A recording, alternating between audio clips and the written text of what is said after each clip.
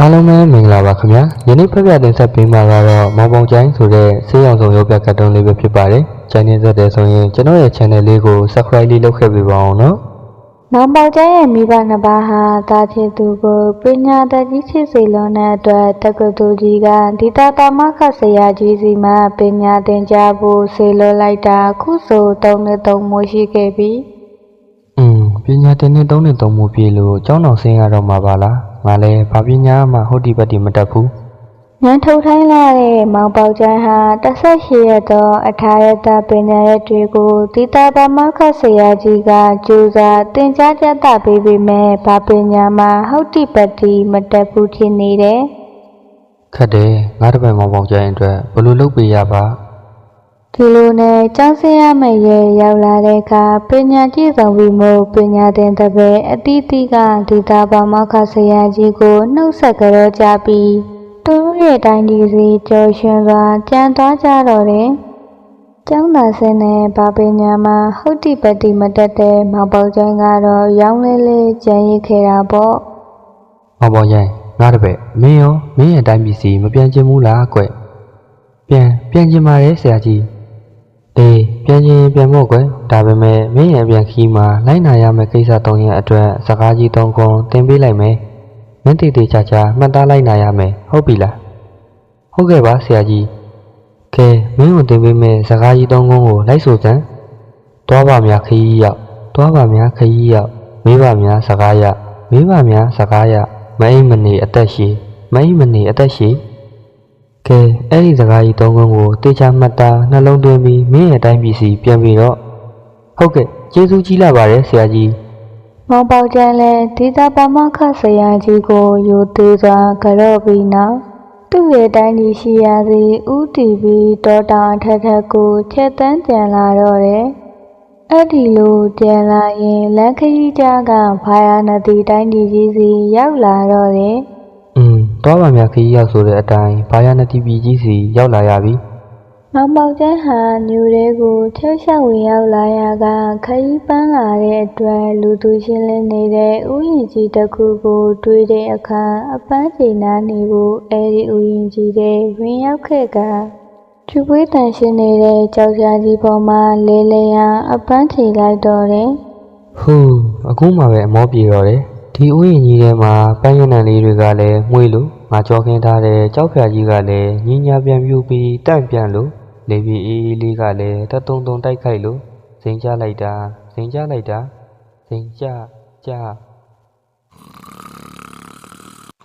တကယ်တော့မပေါကျန်းဝင်ရောက်ခဲ့တဲ့ဥယျာဉ်ကြီးဟာမင်းဥယျာဉ်ကြီးဖြစ်ပြီးသူလဲလဲရအဆက်လိုက်တဲ့ကြောက်ဖြာကြီးဟာမင်းလောင်နေတာအနားယူလဲလဲရောင်ရတဲ့ရာဇက်လောင်လျာကြောက်ဖြာကြီးဖြစ်တဲ့ဘာနဒီကြီးမှာဘယင်လောက်ချင်တဲ့သူရှားပါနေတဲ့အတွက်ဘယင်လောက်ချင်တဲ့သူတွေဟာမင်းဥယျာဉ်ကြီးတွေကအဲဒီရာဇလောင်းလေးရာ၆ထကြီးအပေါ်မှာလာရောက်လဲလဲရအပန်းချိန်နိုင်ကြောင်းမူကြီးမကြီးတို့ကတနိုင်ငံလုံးကြော်ညာထားပြီးဖြစ်တဲ့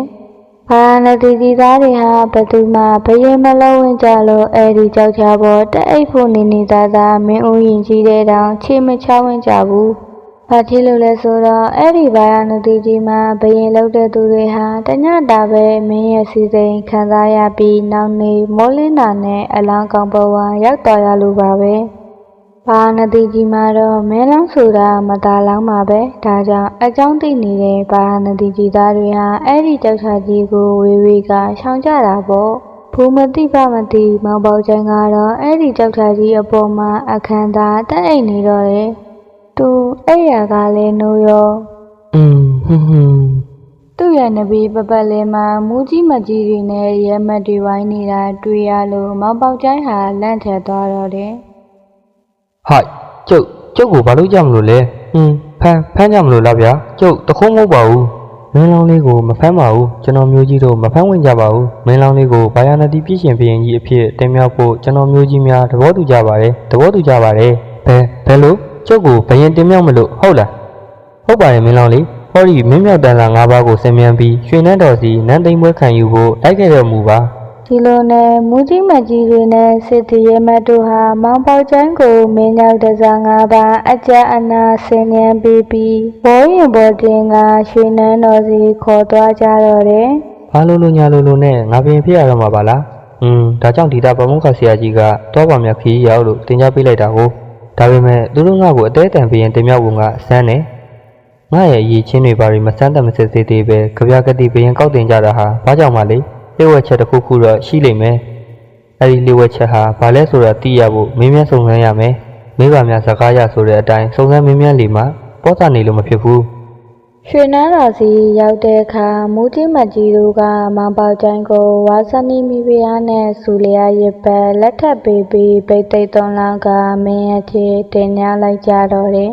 ။မောင်ပေါကျိုင်းဟာအဲ့ဒီနေ့တစ်နေ့လုံးကိုလုတ်တော်မောင်မမီတန်တွေနဲ့ကျွေးမေးကျူးစုမှုကိုခံယူပြီးမင်းရဲ့စီစဉ်ဆန်စားနေရတော့တယ်။ဒါပေမဲ့သူဟာမင်းစည်းစိမ်ခံစားရင်တာယာမိန်မမနေပဲသူ့ရဲ့ဒီတာဘာမောက်ခဆရာကြီးတင် जा ပေးလိုက်တဲ့ဒုတိယဇာကားကိုတတိယလည်းရရှိတယ်။ မေးပါများစကားရတဲ့သိကျင်တာမေးရမယ်ဒီလိုနဲ့ဘရင်ပေါက်ကျန်းဟာညသာပွဲတော်တည်းရင်မိဖုရားဝါစနီကိုမေးမြန်းတော်မူတယ် နမတော်ရဲ့မောင်တော်တိလို့တာမင်းမြဲပြရစီ ။မေးမြန်းတော်မူပါမောင်တော် နေခင်တုန်းကမူကြီးမကြီးတို့ဟာမောင်တော်ကိုတွေ့ချင်းဇာတိပုံညာမမင်းမြန်းပဲဘရင်မြောက်ဖို့အစောတလင်နဲ့ဒီရွှေနန်းတော်စီခေါ်လာပြီးချက်ချင်းဘရင်မြောက်လိုက်ကြတယ်တိုင်းပြည်အုပ်ချုပ်မင်းလုံးမဲ့သူဟာသူကောင်းမျိုးလားသူစင်ရဲမျိုးလားပညာတတ်လားမတတ်လားကိုချင်းတိတ်ခါကောင်းသလားမကောင်းသလားတောင်မစီစစ်တော့ပဲဘရင်တန်းခန့်တာဘာကြောင့်လဲနမတော် ထီးနှန်းဆိုတာဘရင်ရှိရပါတယ်မောင်တော်ဘရင်မရှိပဲထားရင်ထီးနှန်းပြတ်မှာကိုအဲ့ဒီရှိယူဆွဲမူမတ်ကြီးတွေကတိတ်ကိုစိုးရိမ်ကြပါတယ်ဒါကြောင့်ဒီပါရဏတိထီးနှန်းမှာဘရင်မကြဲရအောင်မရအရာရှာဖွေပြီးဘရင်တင်ညောက်နေကြတယ်လေကြာလေဘရင်လှုပ်ချင်တဲ့သူကရှားလေဆိုတော့ရကောက်တင်ရတော့တာပေါ့ ဘယ်လိုဘရင်လောက်ကျင်တဲ့သူရှားတယ်ဟုတ်လားဒီလောက်စည်းစိမ်ချမ်းသာနဲ့ပြည့်စုံတဲ့မင်းစည်းစိမ်ကိုမခံစားကျင်တဲ့သူရှိပါမလားနှမတော်ရဲ့ မဆန်စားကျင်သူတွေများနေလို့ဘရင်ရှားပါနေတာပေါ့မောင်တော်ရဲ့ ဘာကြောင့်ဘရင်လောက်ကျင်တဲ့သူရှားရတာလဲနှမတော်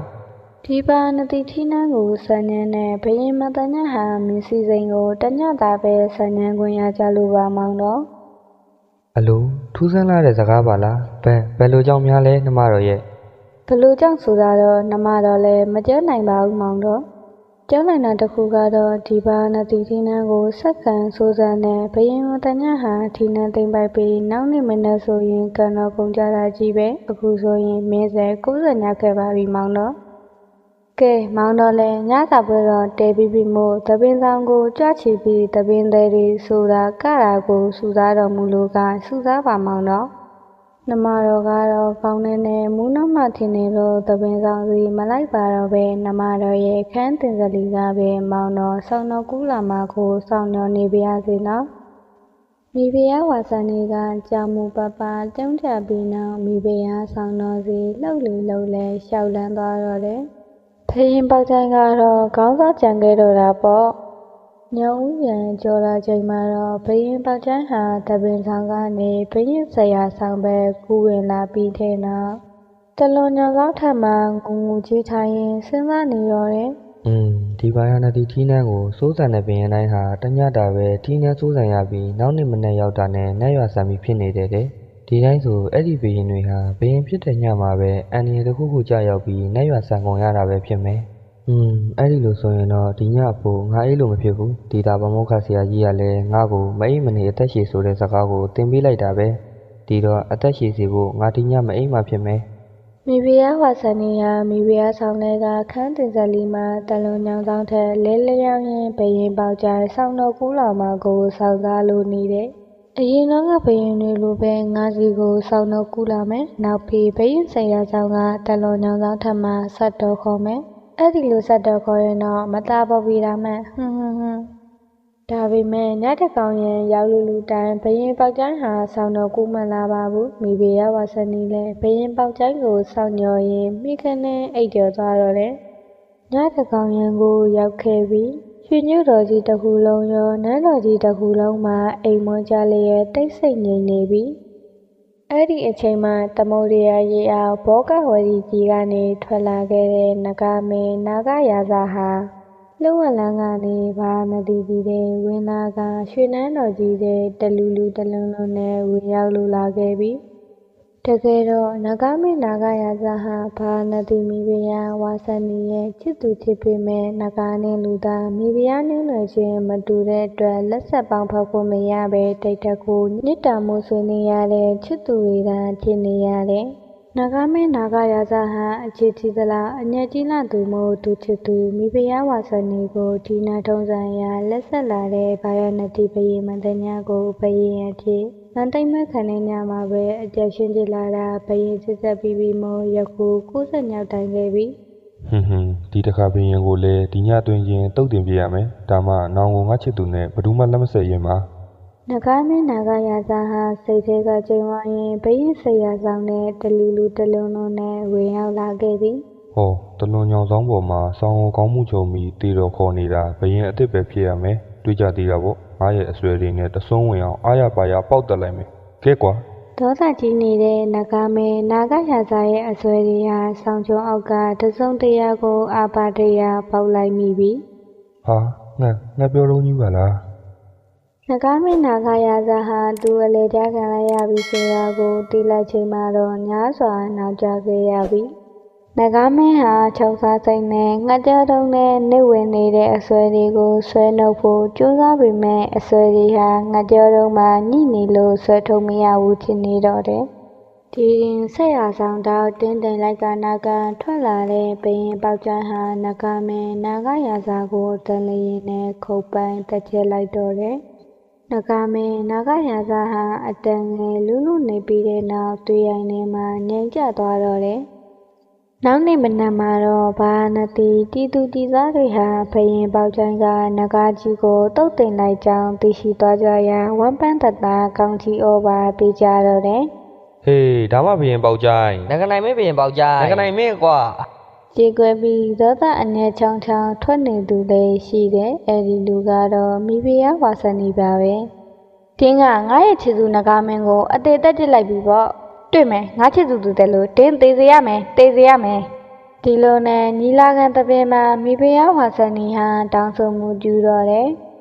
မောင်တော်ဟာနှမတော်ရဲ့မိတ်ဆွေနဂါမင်းနာဂရာဇကိုတုတ်တင်ပြီးရွှေနန်းတော်ထံမှတူဆွန်စေခဲ့ပြီးအဲဒီအတွက်မောင်တော်ဟာနှမတော်ဝမန်ဗဟေဒီတုံးကူကိုမှန်အောင်ထီဆူရမယ်ကိုယ့်ရဲ့ပညာအလင်းရောက်လို့မှဗဟေဒီတွေကိုမချေနိုင်ရင်မောင်တော်ရဲ့အသက်ကိုရွှေနန်းတော်ကြီးရဲ့သိဆွန်ရတဲ့အကျင့်အတွက်ပေးဆက်ရမယ်အဲဒီလိုစတိမခံချင်ရင်တော့ဗဟေဒီတွေကိုမှန်အောင်ထီပြီးတော့ကောင်းပြီကျုပ်ဖြေပါမယ်ဗဟေဒီတွေကိုသာပြောတတ်မှာပြီပထမဗဟေဒီကရာပေးလို့စုပ်ဒုတိယဗဟေဒီကထောင်ပေးလို့ချုပ်တတိယဗဟေဒီကချစ်တဲ့သူအယူစတိုးလို့ကဲအဲ့ဒီဗဟေဒီတွေကိုကိုယ့်ရဲ့ညောင်းနဲ့အဖြေပေးပြီတော့ဘယင်ပေါက်ကျန်းဟာမိဖုရားဝါဆန်နီပေးထားတဲ့ဗဟေဒီတွေကိုဖြေပါမယ်လို့ဝန်ခံကြတိပြုလိုက်ပေမဲ့တကယ်တော့သူဘာဖြေရမှန်းမသိပါဘူးခက်ပြီအဲ့ဒီဗဟေဒီတွေရဲ့အဖြေကိုငါဘယ်လိုမှဖြေလို့မရဘူးဘယ်လိုလုပ်ရပါမောင်ပေါက်ကျန်းရဲ့မိဘနှစ်ပါးဟာသုံးနဲ့သုံးမိုးကြည့်တာတော့တားချစ်သူတက္ကသိုလ်ကြီးကနေကြံရောက်မလာတဲ့အတွက်စိတ်ပူပြီးတက္ကသိုလ်ကြီးစီလိုက်သွားကြဖို့ဆုံးဖြတ်ကာစာတီနေရက်ကနေထွက်လာကြတော့တယ်မိယိုဖအုံနောက်ဦးဟာတာဇော်နဲ့တနေဝိတနေညွရအင်းအိုင်6ကမ်းမတို့ကိုချက်ကျော်လာခဲ့ရာဘာယနသိညို့နီကဇရက်တဆောင်မှနားနေရင်လမ်းကဝဲလာတဲ့ထမင်းတုပ်ကိုချီစားနေကြစဉ်ဇယနပေရှိလက်ပံပေထမ်းမှာကြီးကိုနဲ့ကြီးမအပြန်အလှန်ကြောက်ဆုံနေကြတာကိုတလိဆန်တို့ရဲ့မာကရစကားနားလေကြတာမို့အတိုင်းသားကြားလိုက်ရတော့တယ်။အိုးကိုကြီးဘိုဟိုမှာခရီးသည်အဖိုးဖွားတို့ထမင်းစားနေကြတယ်တော့သူတို့စားကြံဆွန်ကျစ်တဲ့အခါစားရကြည့်သေးအမေရှင်မရဲ့သူတစ်ပါးစားကြံများတွားပြီးတတ်မှတ်မနေတမ်းပါနဲ့မနှက်ပြန်ဆိုဒီပါရဏတိပြည့်ရှင်ဘရင်ပေါက်ကျန်းရဲ့အသားကိုကျုပ်တို့မြင်းရည်ရှက်ရည်စားတော့ရတော့မှာကွအလိုဘယ်နဲ့ကြောင့်ဘရင်အသားစားရမှာတော့ဒီလိုရှင်မရဲ့ဒီပါရဏတိဘရင်အစ်စ်ပေါက်ကျန်းကိုမိဖုရားကြီးဝါဆန်နေကဗေဒီ3ခုမေးထားတယ်ကွအဲ့ဒီဗေဒီ3ခုလုံးကိုမနှက်ပြန်မိုးလင်းလို့မှမပြေနိုင်ရင်အဲ့ဒီဘရင်အစ်စ်ပေါက်ကျန်းကိုစတေးကြတော့မှာကွသိရလားနေပါအောင်ရှင်အဲ့ဒီဗဟေဒီတွေကိုဘရင်ပေါက်ကျန်းကမထင်နိုင်ဘူးလားဖြေနိုင်မှမထင်ဘူးကွအခုပဲ8ရက်ရောက်ပြီမနှက်ပြန်မနှက်အထိမှမဖြေနိုင်ရင်တော့ဘရင်အစ်စ်ဟာသူ့အရှိကဘရင်နေလိုပဲသတိခံရမှာအမှန်ပဲဒ ဒါနဲ့အဲ့ဒီဗဟေဒီလေးတွေကိုဖြေနိုင်သူရောရှိပါမလား တိတ်ရှိတာပေါ့အဲ့ဒီဗေဒီတွေကိုကြောက်တောင်ဖြေနိုင်သေးတယ် တဲ့ဟုတ်ပါလားဟုတ်ပြီဒါဆိုအဲ့ဒီအထီတွေကြွကြစမ်းပါရှင် ဒီလိုကွာဒီလို ကြီးကိုကြီးမားတို့ရဲ့ဇာကားကိုလုံးစိပတ်စေကြားရပြီးတဲ့နောက်အဖိုးအိုအဖွားအိုတို့ဟာဘာယာနတိထဲဝင်ဖို့ချက်ချင်းထိုင်ရကလူလေထားကြတော့တယ် ရှင်မကြီးကြားလားကျုပ်တို့ရဲ့သားပေါက်ကျိုင်းဟာဘာယာနတီပီမှာဘယင်ဖြစ်နေပြီတဲ့ ။အော်ဘယင်ဖြစ်နေပြီးမှအခုတော့ဗဟေတိတွေကိုမထေနိုင်ရင်အသက်ခံရမှာလေရှင် ဟိုကွယ်ငါတို့ရဲ့သားဖြေနိုင်အောင်အဖြေကိုတော့ပြောကြမယ်လေကွယ် ။ကဲလာလာတားကြစို့ဒီလိုနဲ့အဖိုးအိုနဲ့အဖွားအိုတို့ဟာဘာယာနတိတိုင်းကြီးတွေဝင်ရောက်လာခဲ့ကြပြီ။နန်းတော်တဲ့ဝင်းကင့်တောင်းတော်ရဲ့ ငါတို့ဟာဘယင်ပေါက်ကျိုင်းရဲ့မိဘတွေပါပဲတင်တို့ရဲ့ဘယင်ငါတို့ရဲ့သားပေါက်ကျိုင်းကိုတွေ့ကျင်လို့ခရီးဝေးကနေလာရောက်ကြသူတွေပါပဲအော်ဘယင်ရဲ့ဖာကမီးတော်နဲ့မဲတော်တို့လားဒါဆိုဘယင်မင်းမြတ်ရဲ့ရှေ့တော်မောက်စီကျွန်တော်မျိုးကြီးလိုက်ပို့ပါမယ် ဒီလိုနဲ့အဖိုးအိုနဲ့အဖွားအိုတို့ဟာနန်းတော်တဲ့ရောက်သွားကြတော့လေ ဟာဖေနဲ့မေပါလားတားစီလိုက်လာတယ်ဝမ်းသာလိုက်တာဖေနဲ့မေရဲ့ ဒါပေမဲ့ခဏချင်းမှပဲဘယင်ပေါက်ကြရဲ့မျက်နှာဟာညှို့ကျသွားတော့တယ် ခွင့်လို့ပါဖေနဲ့မေတို့ရဲ့တားစီလိုက်လာတာကိုဝမ်းသာပေမဲ့အဲ့ဒီဝမ်းသာမှုဟာနောက်နေ့မနေ့ကျရင်ကြေကွဲမှုကိုဖြစ်စေတော့မှာပါ ။အိုးတားရဲ့ဘာဖြစ်လို့အဲ့ဒီလိုထိရမှာလဲ။အဲ့ဒီမှာတဲ့မောင်ပေါက်ကျန်းဟာမိဘနှစ်ပါးကိုချစ်ချောင်းကုန်စင်ကြော်ကြလိုက်တော့တယ် အဲ့ဒါကြောင့်အဲ့ဒီဗေဒီတွေကိုတားကမဖြေနိုင်တော့မနှက်ပြန်မနှက်ဆိုစတိခံရတော့မှာဗျအဲ့ဒီလိုမဖြစ်ရအောင်အဲ့ဒီဗေဒီတွေကိုဖြေလိုက်ပေါ့ကွယ်အဲ့ဒီဗေဒီတွေရဲ့အဖြေတွေကိုပြောပြခြင်းလို့အဖေတို့အမေတို့တားစီကိုလာခဲ့တာပဲကွဟင်ဗေဒီတွေရဲ့အဖြေကိုအဖေတို့အမေတို့သိတယ်ဟုတ်လားရပေးလို့စုပ်ဆိုတာကတည်သွားတဲ့နဂါမင်းနာဂရာဇာရဲ့အရေးခွန်ကိုအသက်ပြတရားပေးပြီးစုပ်ခိုင်းမယ်လို့ဆိုလိုတာပါထောင်ပေးလို့ချုပ်ဆိုတာကနဂါမင်းနာဂရာဇာရဲ့အရေးခွန်ကိုအသက်ပြတစ်ထောင်ပေးပြီးခြုံလာအဖြစ်ချုပ်မယ်လို့ဆိုလိုတာပါချစ်တဲ့သူအယိုးစရိုးလို့ဆိုတာကနှမတော်ချစ်နှစ်သက်နေတဲ့နဂါမင်းနာဂရာဇာရဲ့အယိုးကိုစရိုးလုပ်ပြီးနှမတော်ရဲ့စံမြညာကေမှာထိုးထားခြင်းနဲ့လို့ဆိုလိုတာပါပဲနှမတော် ။တော်ပါပြီတဲ့မောင်တော်။မောင်တော်ရဲ့အထင်အလုံးမှန်ပါတယ်။နှမတော်ကိုခွန့်လွတ်ပါ။မိဖုရားကောင်းတစ်ယောက်ထိအောင်ကြိုးစားပြီးမောင်တော်ကိုအလိုအကျွေးကြည့်ပါတော့မယ်။ခုချိန်ကစပြီးမောင်တော်ရဲ့ဖိုးရိတ်ကရင်မှာကျိုးနွန်စွာခိုးဝင်ပါတော့မယ်။ မောင်တော်ကလည်းနှမတော်ကိုခွင့်လွှတ်ပါတယ်ကွယ် ဒီလိုနဲ့ငကနိုင်မေမောင်ပေါကျန်းဟာမိဘနှစ်ပါးကိုရွှေနန်းတော်ကြီးမှာပဲခေါ်ထားကကောင်းမွန်စွာကျူးမှုဆောင်ရှောက်ထားပြီးမိဖုရားဝါစနီနဲ့ချစ်ကြည်စွာပေါင်းဖက်လျက်ဘာယာနတိကြည်သူကြည်သားတို့အပေါ်အသက်ထက်ဆုံးတရားညတစွာအုပ်ချုပ်လေတော့တယ်။